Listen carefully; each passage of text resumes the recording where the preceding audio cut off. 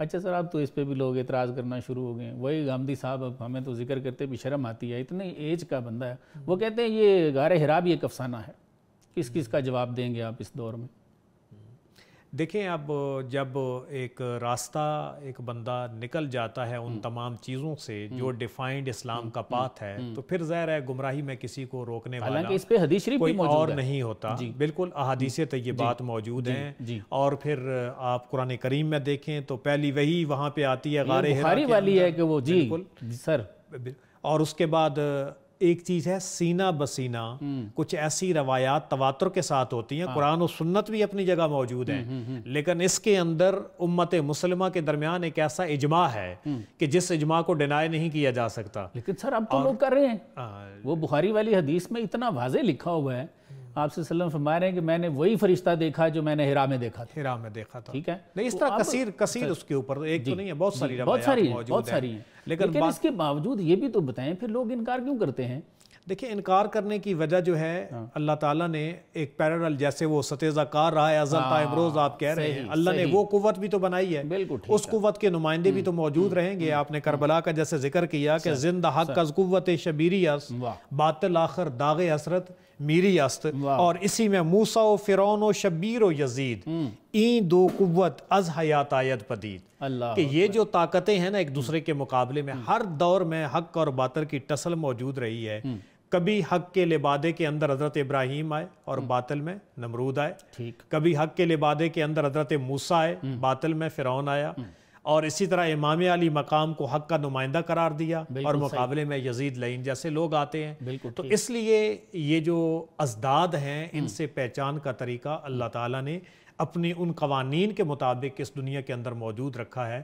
لیکن کوشش یہ کرنی چاہیے اور دعا کرنی چاہیے کہ اللہ تعالیٰ ہمیں حق کا نمائندہ بنائے اور اسی لائن کے اندر کھڑا کرے، نہ کہ یہ جو نیچرلسٹ ہیں اور بظاہر فطری قوانین انہیں کہتے ہیں، لیکن یہ بگڑی ہوئی فطرت ہے جس کے مطابق وہ دین کو ان جگہوں کے اوپر عقلی پیمانوں کے اندر کسنے کی کوشش کرتے ہیں جو بالآخر گمراہی کی جانب لے کر. بالکل ایسا ہی. سر اس میں ایک بہت بڑا سوال ہے ویسے کہ نئی نسل جو ہے وہ تو ابہام کا شکار ہوگی نا سر. ایک بندہ اس کی اتنی ایج ہے، ٹھیک ہے، اس کو لوگ ایک مذہبی رہنما کے طور پہ لیتے ہیں تو لوگ تو سنتے ہیں، ٹھیک ہے، لیکن درمیان میں یہ جو چیزیں ہیں کہ حدیث شریف کو نہ ماننا اور جو سمجھ آئے اس کے مطابق ہی نصوص قرآنیہ کا، عدت کا جیسے انکار جس پہ نص موجود ہے سر، اور یہ بالکل اس میں کتنا بڑا نقصان ہے. بالکل اس میں ایکسپوز کرنے کی ضرورت ہے. پھر میں پروفیسر صاحب اسی بات پہ آؤں گا کہ بنیادی طور پہ ہمارا علمی مزاج نہیں ہے. ایک سوسائٹی کا کولیکٹیو بیہیویئر ہوتا ہے، اور وہ کولیکٹیو بیہیویئر اگر علمی بنیادوں پہ ہو تو ہم صرف چسکے کے لیے کسی کا جو ہے وہ کلپ نہیں سنیں گے، بلکہ ہم سارے اجتماعی انداز کے اندر ان کو ریجیکٹ کریں گے. اور یہ چیز میں نے مصر میں دیکھی ہے کہ وہاں پہ باقاعدہ بندہ ایسی تفردات لے کے آتا ہے، نئی قسم کی راہ لے کے آتا ہے، تو وہ باقاعدہ جو مشایخوں کے بار العلماء ہے الازہر شریف کی، وہ اس بندے کو سامنے ٹی وی چینلز پہ بٹھا دیتے ہیں جیسے اس کی سے ہو، اور چاہے کتنے دن ہی مباحثہ نہ چلتا رہے وہ کرتے ہیں اور اس بندے کو ایکسپوز کرتے ہیں. یہاں تو کوئی پوچھتا ہی نہیں نا کسی کو، یہاں پہ بس یہ جس کی مرضی ہے وہ لگا ہوا ہے. چیز کی ہے. اب آپ دیکھیں کہ ایک ان کی ویڈیو اس پہ ہے، وہ کہتے ہیں جی اللہ نے قرآن میں یہ اسلوب دے دیا، یہ فیصلہ کر دیا ہے کہ جو اللہ کو مانتا ہے اور آخرت کے دن کو مانتا ہے وہ جنتی ہے.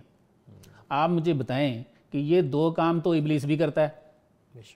ابلیس اللہ کو نہیں مانتا، وہ تو نکلا ہوئے آدم کو سجدہ نہ کرنے کی وجہ سے فصل جو ہے وہ تو رسالت مآب صلی اللہ علیہ وسلم. پھر اس نے کہا کہ مجھے اچھا آدم کی وجہ سے نکالا ہے تو مجھے قیامت کے دن تک مہلت دے دے. یہ قرآن میں ہے سارا، ٹھیک ہے. پھر اللہ نے وہ مہلت دے دی. اس کا مطلب ہے کہ یہ دو چیزوں پہ تو اس کا بھی ایمان ہے، تو کیا وہ بھی جنتی ہے؟ دوسری بات یہ کہ آپ نے رسالت کو تو درمیان سے نکال ہی دیا ہے. بالکل. اگر آپ نے رسالت کو ہی نکال دیا ہے تو آپ صلی اللہ علیہ وآلہ وسلم کی جو پوری دعوت ہے وہ تو سٹیج پہ آ جاتی ہے. بالکل. آپ کس لیے پھر یہ تبلیغ کرتے رہے ہیں اور جنگیں لڑتے رہے ہیں اور ہجرتیں کرتے رہے ہیں؟ میرے خیال میں پروگرام کے ٹائٹل کے مطابق ہمیں اسرار خودی اور رموز بے خودی میں وہ ارکان ملت اسلامیہ ریوزٹ کرنے کی اور اس ملت کے نوجوانوں کو یاد کروانے کی ضرورت ہے. بالکل کریں گے. اول توحید ہے اور اس کے بعد رسالت ہے. بالکل. اور اس رسالت کا کنیکشن کیسے ہے, بالکل ایسے وہ بڑی عمدگی کے ساتھ اس چیز کو ہمارے بغیر تو آپ مسلمان ہی نہیں ہو سکتے. بالکل بالکل. اس میں سید نذیر نیازی صاحب جو ہیں انہوں نے ان تمام چیزوں کو بڑی عمدگی کے ساتھ نبوت کے 2 اجزاء کے تحت ان چیزوں کو ذکر کیا ہے, جو حضرت اقبال کے خطبات سے چیزیں لی گئی ہیں. بالکل. کہ اس رسالت اور نبوت کے تصور کے بغیر وہ جو نظم اسلامیہ ہے یا جو سوشو اکنامک آپ کا نظام چلتا ہے, ان چیزوں کی تعبیر اور تعیین ممکن ہی نہیں. بالکل ٹھیک.